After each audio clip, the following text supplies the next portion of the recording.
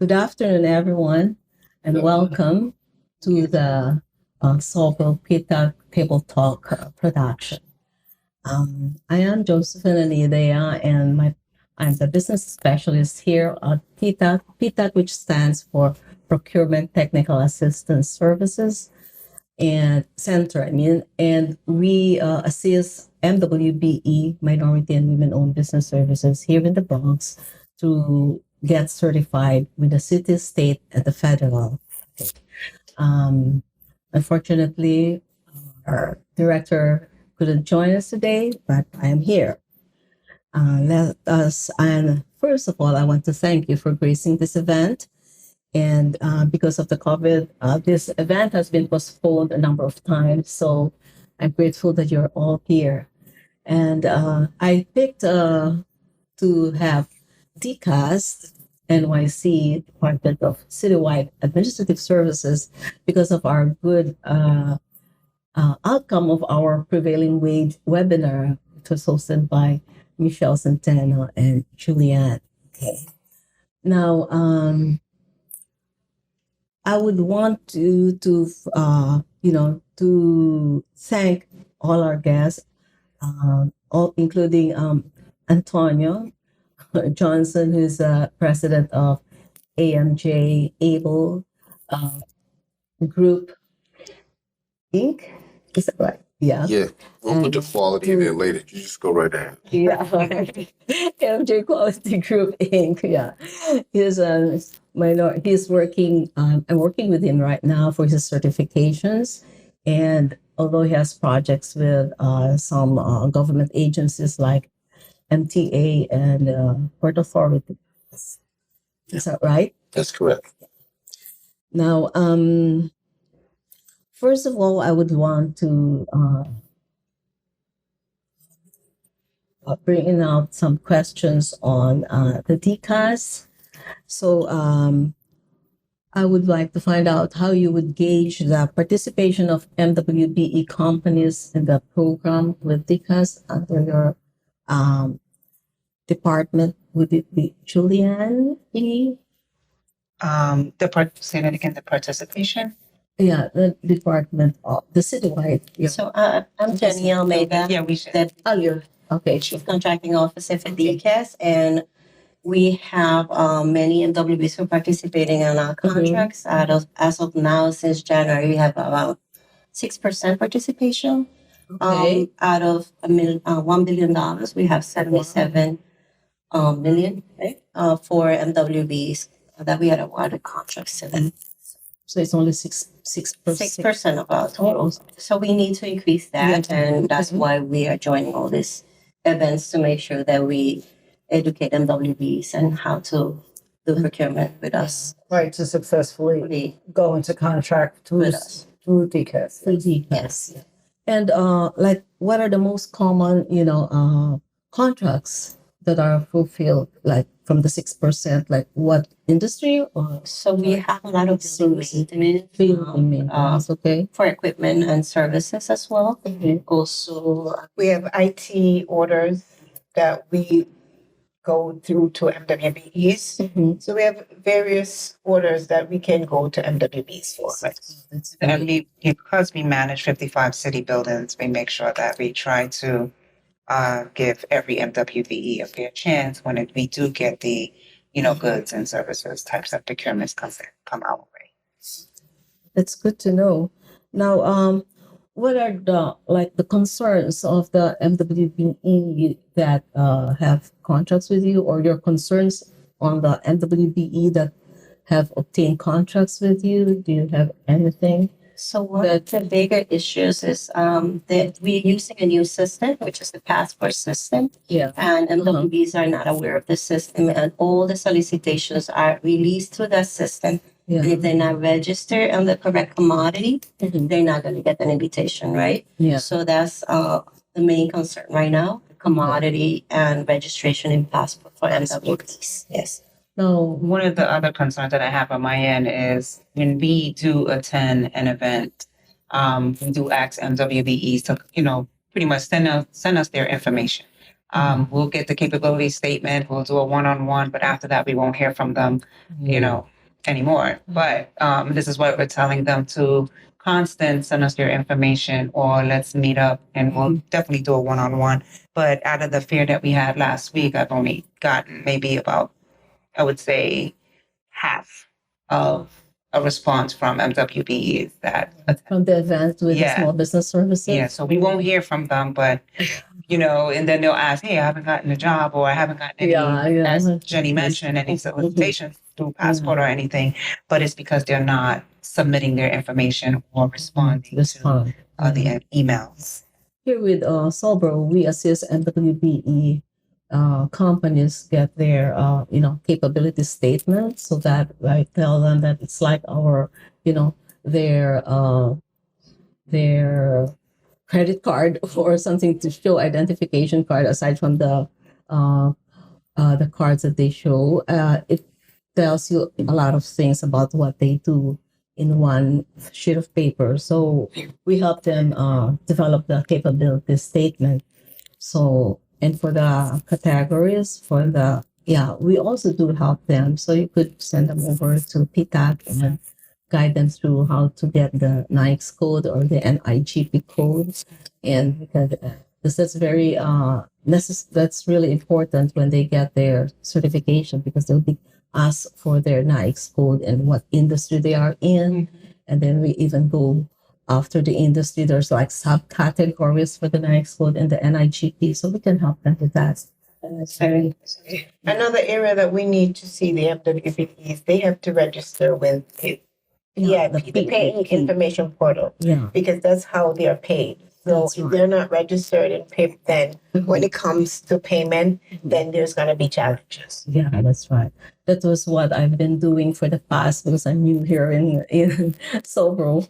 So for every new clients, I let them read and understand, give them instructions and to read and understand the links regarding PIP, so that they get easily paid by the agencies, the passport, so that they'll be able to, go over the opportunities that are out there, and then go through the MWBE certification process. And they do respond, but sometimes it takes time for them to turn around and let me know if they have really put together all their documentations and to support their MWBE application form.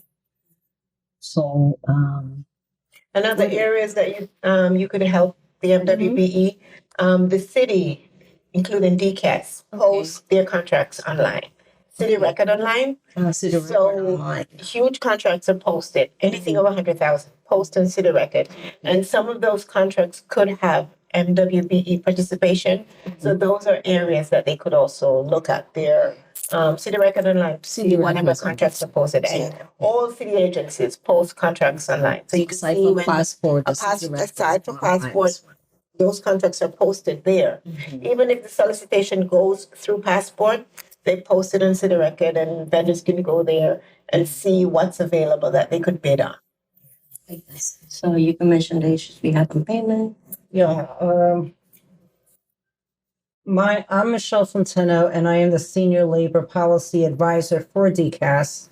And what that means is that I regulate or oversee the prevailing wage compliance portion of the contract, if it is building services or building construction related.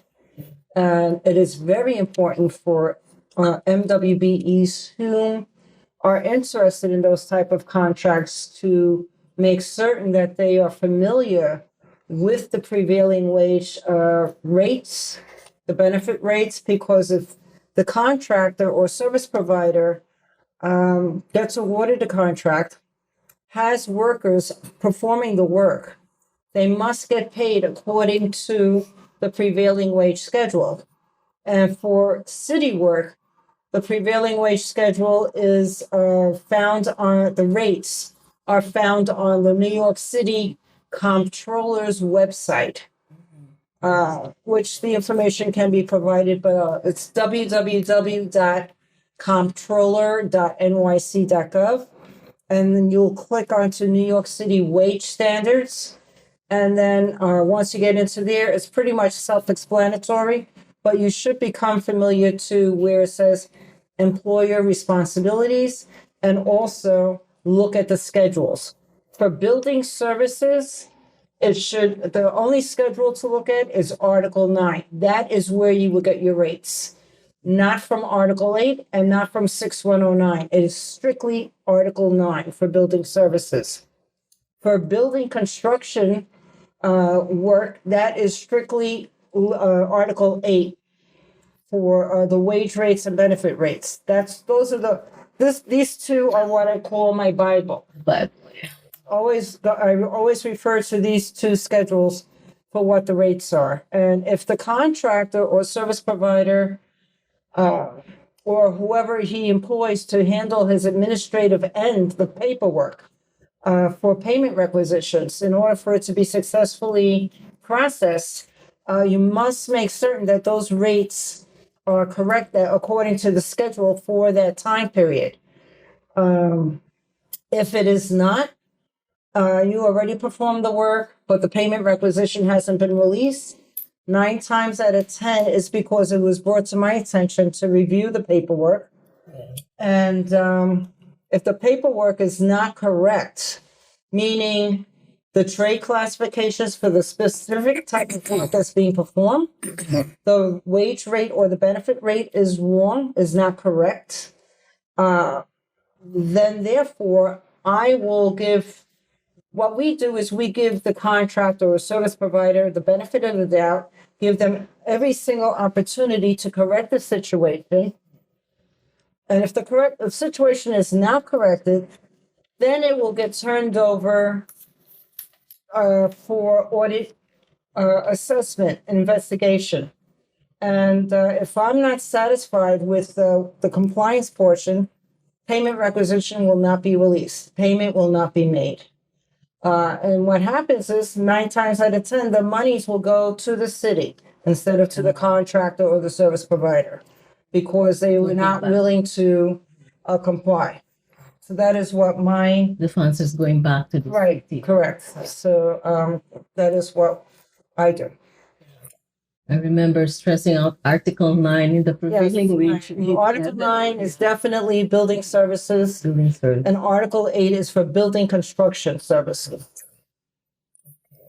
So now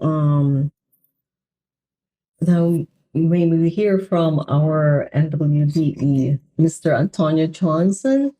So how has it been in the past 2 years, like COVID and everything in the company? It's been busy. I've been nonstop because the contracts that I have, the maintenance contracts I have, are essential. And they run 24/7, regardless of what the issue is. People have to move around and communicate.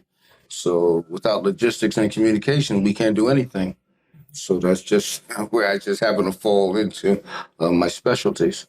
And I had to make sure everything was maintained. Exactly your specialty, so they'll understand that. Yeah, okay. I have none, Yeah. but I know a little bit about a lot of things. But right now I do the quality. We also handle the safety. We do all the network and systems engineering, and we do the installations. So we basically soup to nuts on these projects. We build it, test it, turn it up. And then if we're lucky enough, we get a maintenance contract, which is probably the best contract you can have. If you did the work appropriately, a maintenance contract is a great contract. And done very well. So we've been rewarded and we've been busy. So the last 2 years, to answer your question, it's been great. Yes. Like your MTA, the recent contract you said Well, now you have a renewal? I primarily we just maintain the system, but we've trained the MTA on how to do the maintenance. You know, had to author classroom procedures so that they could follow. You know, so they have a procedure built in that they need to adhere to when they go out to troubleshoot or resolve an issue. And if they can't, they'll call me, and then I got to go out. But they have to, provide proof that they went out and put out a ticket. We used to call it like a CLR, a customer layout record, or just a ticket to request us. And we go out, resolve the issue. So, we do have training 3 times a year. So we train the supervisors and, under the hope that they would train the people that they're sending out, but that never works. So we wind up training everyone. But we enjoy it. I mean, we worked hard to get to this point. So they got to pay me whether there's an issue or not. But then I'm the guy. They call 3 in the morning. I got to get up and go. So it's I call it a labor of love. It's just what I do, and it's good. It's profitable. There's a lot of room for growth. Right now, besides what we were discussing earlier in the other room, I really want getting the MBA, MBE, and all the other citywide certs, federal, state, because we want to teach it. Years ago, all the stuff that I know, they had training facilities that taught them installation, okay? Taught them how to do low voltage electrical, taught them how to do these things, and then sent them out. They would bid on contracts, get the contracts, and send these people that were freshly trained with the more experienced guys out in the field to do installations for FTA, but mostly in communications, yes. All the co-locations and all that stuff, they were farmed out to these companies that had these in-house training facilities. So they not only were they training facilities, they were consulting agencies also, all built into one. So they were like, I hate to use this again, one-stop shopping. They did everything. And it's not that difficult to do. I mean, I'm training people now. Why can't we get the younger generation, people that want to change their lives around, and train them, give them a skill, give them a vocation. Education is a beautiful thing. But, right now we're in a crisis. You get a guy a vocation, maybe he will, once he learns something, a skill that he sees he can feed his family with, he might want to go further. So the education part of it comes with the learning. You have to get him to want to learn, and you have to attract his interest. So that's where I am right now. I'm a babbler, as you say, but that's... I think it would be best to partner you with our workforce and the youth development here at Sobro to provide some training. Is that something that is doable with you and your company? Well, Ms. Nadia, we have many conversations, and I guess we're going to have another one. Anything, as far as I'm concerned now. Our conversations are mostly I know, certifications and anything's doable. I mean, okay. Basically, I'm at the age now where I wish I could retire, but I'm not doing any heavy lifting. That would be foolhardy for me to retire. But give it, pay it forward. Give this up to somebody. Teach them how to do things. So I can refer you to the workforce or the youth development here to train some out of school youth or the college or high school kids here in the Bronx. Provided the time, allotted the time, the scheduling, we can come up with something. I never have a problem with sharing the little I know about a lot of things. I don't have any problems. You mentioned before installation, you do training. What type of installation are you referring to? Well, simplify one aspect of it. We do all communication and security infrastructure. Okay, the camera is just a camera, but sometimes everything's not wireless. And really, as far as I'm concerned, nothing is wireless because it has to hit a router or server somewhere if you're going to monitor it. Okay, it's not really that dependable. So a lot of places you want to try to have a little bit of both, and you can train them how to do both. You want to build communication systems, you got to put them on something. So you teach them how to rack them. You teach them how to wire. You teach them how to test the wire. You teach them how to test the system. You teach them how to configure the initial setup. So all these things really is teaching, without too much experience because it's a gradual thing. If you teach someone how to install, they touch the equipment. Now you could teach them how to test the wiring. And everything is applicable to them because they're a part of it. It makes it easier to train. You can, if there's something that you should consider, is signing on with the New York State Department apprenticeship training program. Because if he were going to train, Yeah. they cannot be trained as apprentices legally for prevailing wage. For instance, if he were to train them as apprentices Yeah. and you were to get a contract with the agency, they cannot be paid an apprentice rate because you would have to be either affiliated The with union is. the union I know that. wage or with the New York State Department of Labor Apprenticeship Program, which I can provide you with that information and pass it on. So they would have to approve him Yeah. in order to do that training wherever you do the training. In- So for Whistlerboro, that would be perfect for you. Yeah, that would You know, be a good it's funny. partnership. Yeah. When they were doing this years ago, we had to get. I started out in the phone company anyway, but we gave us contracts for CWA's membership Mhm. because the unions were just getting into this. See, once they started farming out the work, not to 9X and Verizon employees, Mhm. they unions got involved, and they wanted to make sure that you was a part of some union. So we all the managers went and they paid the unions to have them work in the field. We did better work, much better work. It wasn't fair, but you had to have that unionization. Without it, there's a lot of problems. So you look into that apprenticeship training program. training. That would be perfect segue New for York State. Whistlerboro. Right. Okay. Well, that's a great idea. Thank you so much, Michelle, for that You're welcome. information. I don't know about that. I don't know much about the training. I didn't get a at chance. PTAC. I didn't get a chance to print out that schedule, That's okay. but there is a schedule for the apprenticeship apprentices. So I'll forward that to you as Okay, well. that would be great. Thank you so much, Michelle. Okay. Now, thank you so much, Antonio, for sharing all the information you have about your business and the needs that are required by, by the industry that you're working in. So, so my next question for Antonio, but which I think I know is about your certification applications with the state and federal. Is it? Yeah. How is it going? Because you mentioned about Paperwork service.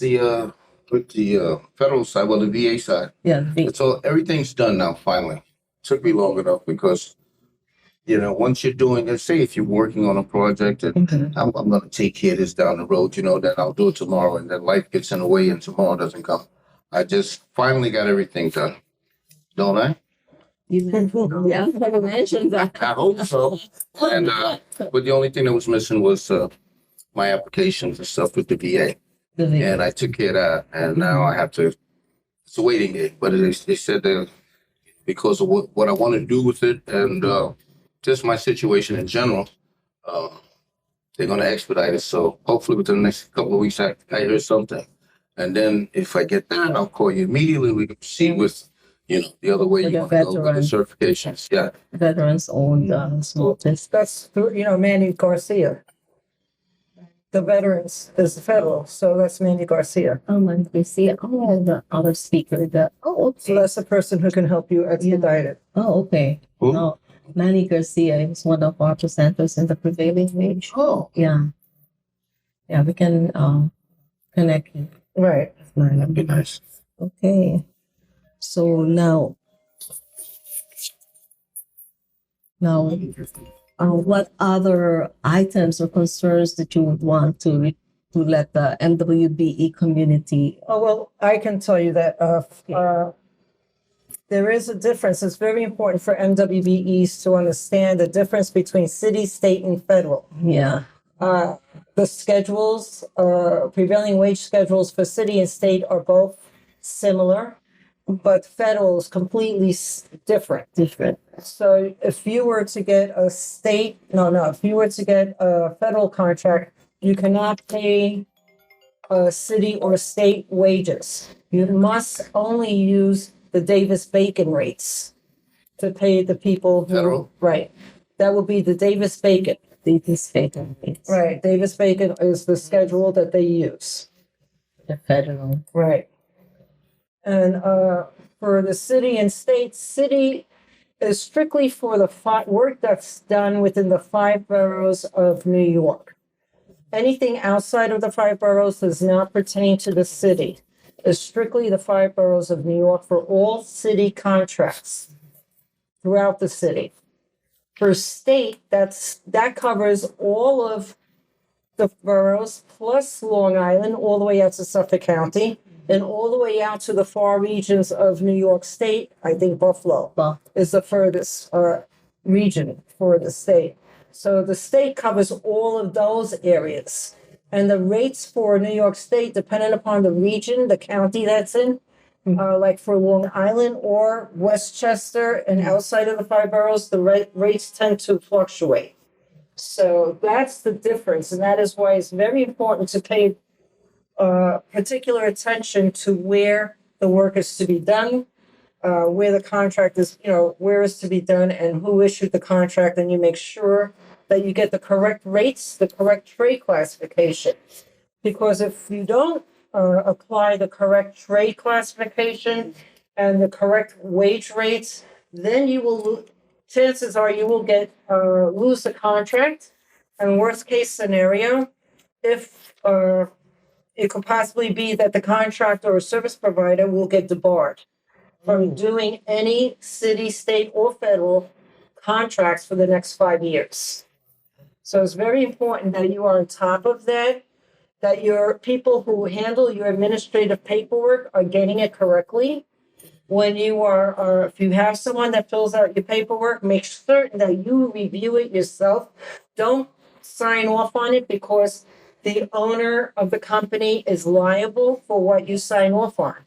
And if it's fraudulent, if it's done by mistake and it's found that it's fraudulent, it's going to cost you your contract. And there will be penalties, monetary penalties also involved. So that's why we're here. We want to educate you to better understand how to do business with city, for us especially city, state, and the federal. We want to demystify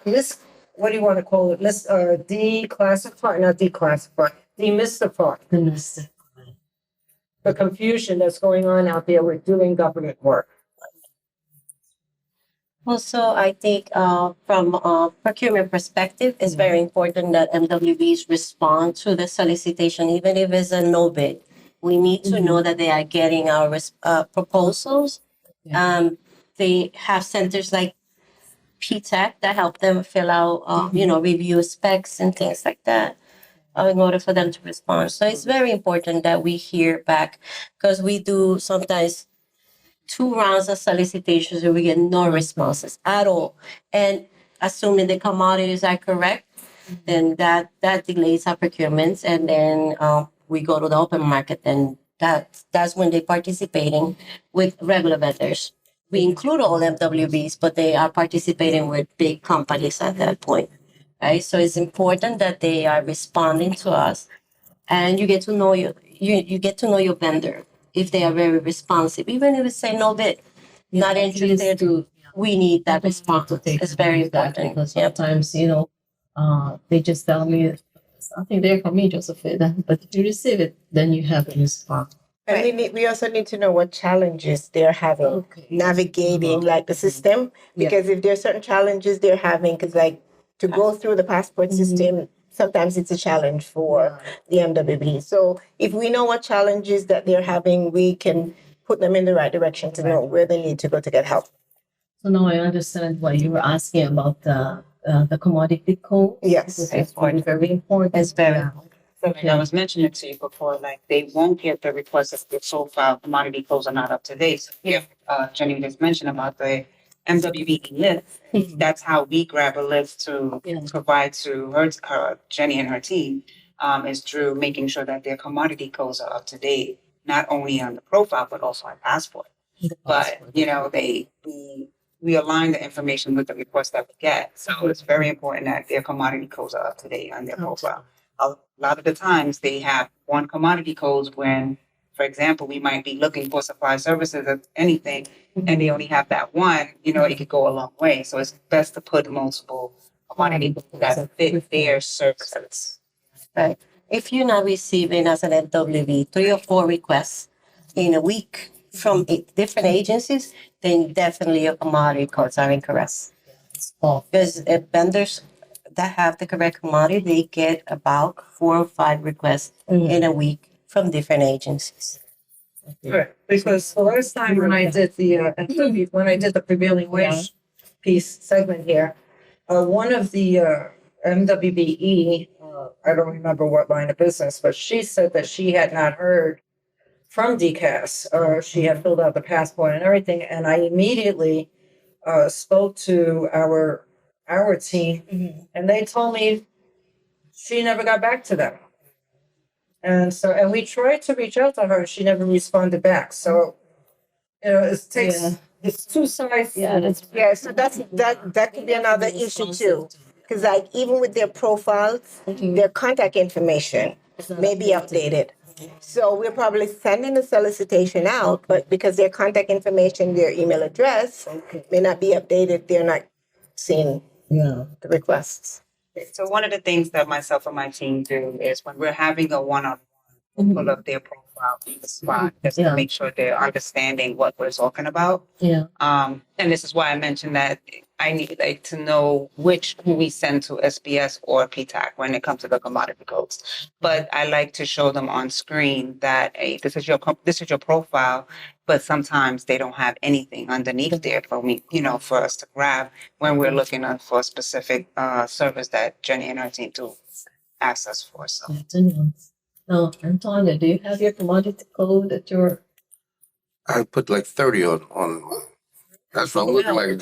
That's not my fault. I just told you I know. NIGP codes, right? You have NIGP codes and you have the NAC codes. The NAC codes are more state. NIGP codes is what we currently. Okay, now the ones that I filled out for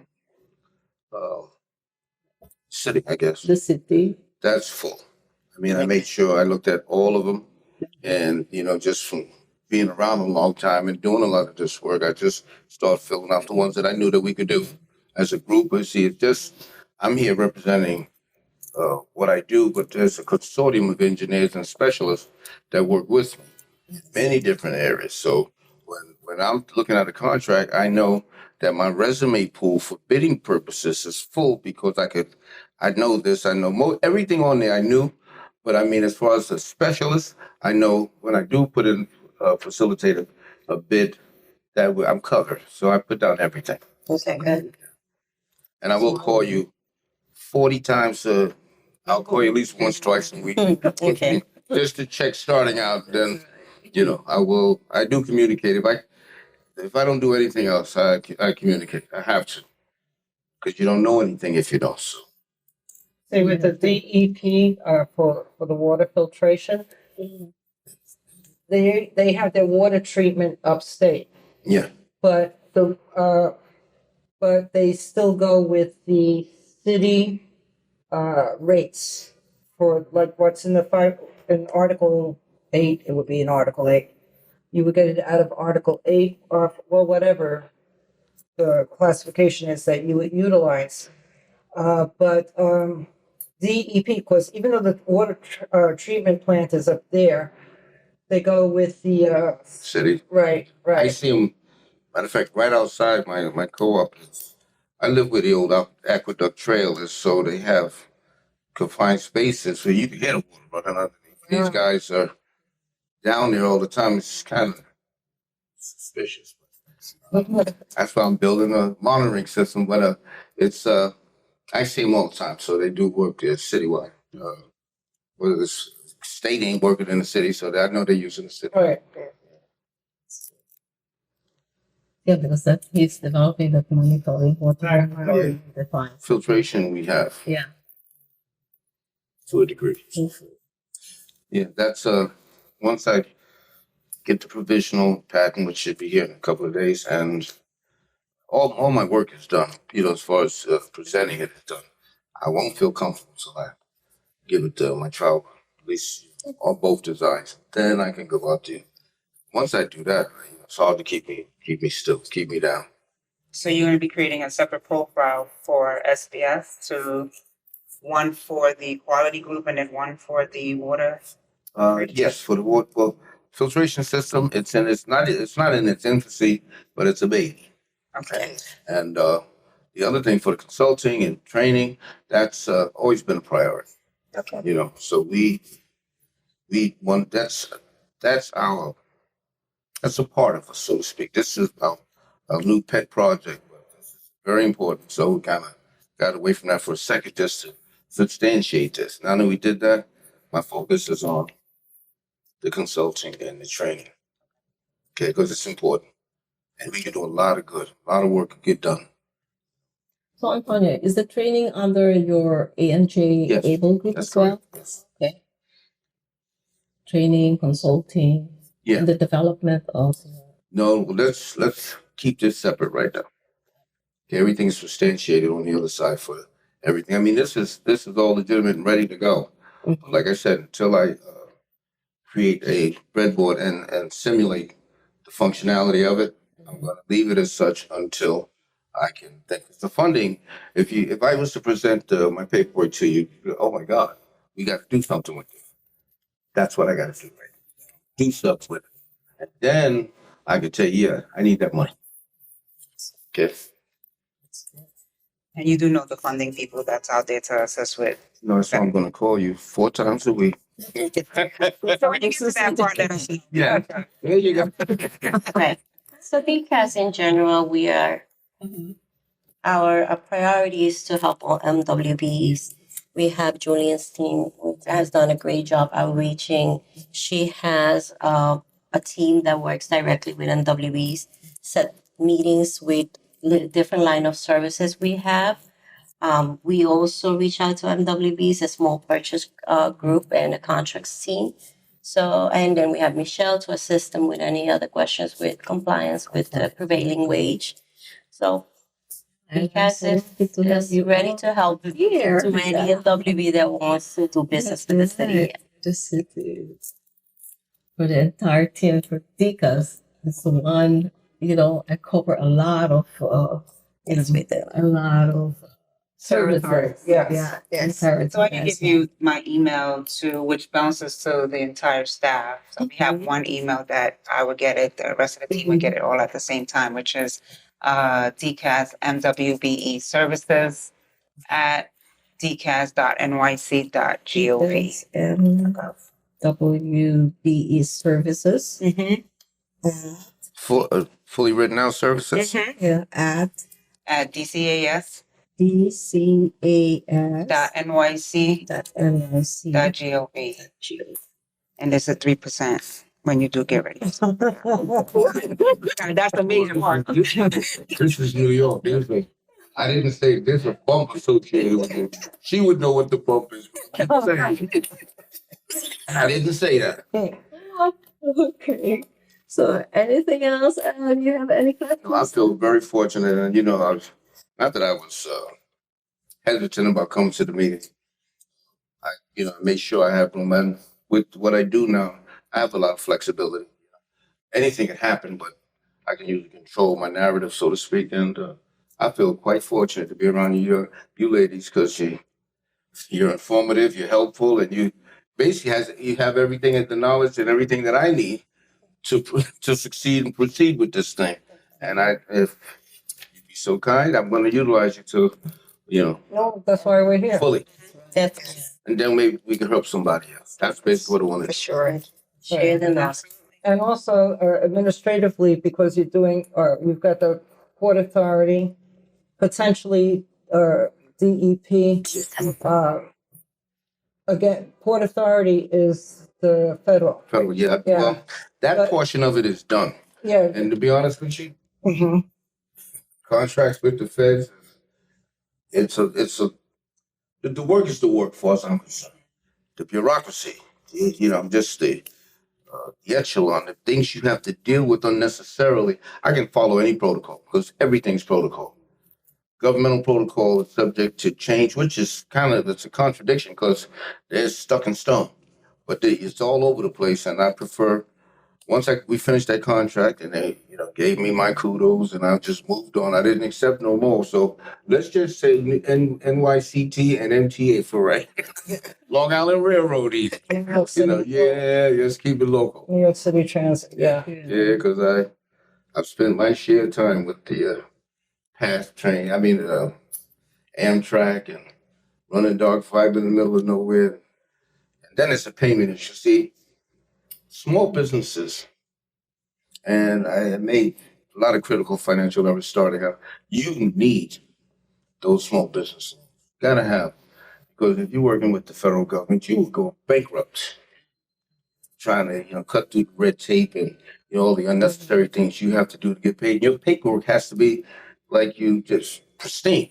Surgical even. So it's a bit much. And then, when you're just starting out, you can't be the best engineer, the best installer, the best accountant. But it's just too much. You have to Exactly. And I made delegate. those mistakes. You You have got to to pay people. delegate. Yeah. That's true. Yeah, you have to have someone who administratively knows what he or she is doing, because that is what will make or break your business. That's correct. That's very key. I can't stress that enough. In the loans, mentioning the loans. So SBS has the loans that assist MW. Yeah, micro loan. Micro loans, Yeah, yeah. micro loans, yes, definitely. So I think this has been a very fruitful conversation among us and with the inputs of Antonio as well. So I hope, is there any other questions that you would like to know more? Now I got Thank you so keep you much. guys, rest of what I'm doing and how the project's going along, and because